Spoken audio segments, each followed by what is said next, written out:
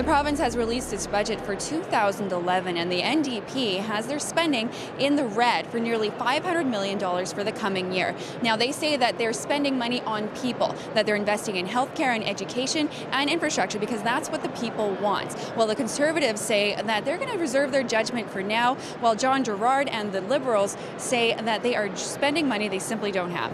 This budget has got lots of spending, not a lot of smart spending. A lot of this is really pork barrel spending, preparing for an election.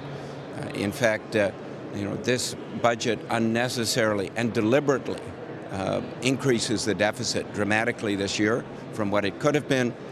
This government is spending like drunken sailors on payday, and clearly because they want to spend lots of money leading up to the election to try to buy votes and win the election. I mean, clearly the way that they're spending it is putting money all over the place to try to get votes, as opposed to spending strategically and smart.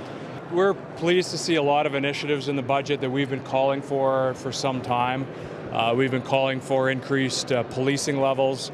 We've been looking for some movement on schools, hospitals, and some other local community infrastructure. So we're happy to see some of those initiatives in the budget today.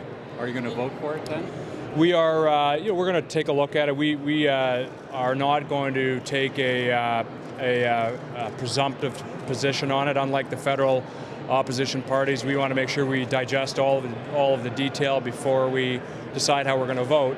But what I will say is that there are initiatives in this budget that we've been calling for and that we support. When you lay out a 5-year plan that shows declining deficits, and then 5 months before an election bring out a budget that increases the deficit from last year, moving things in the wrong direction, it looks as though it's a government focused only on the desperate politics of the coming 5 months rather than what Manitoba is going to look like in 5 years.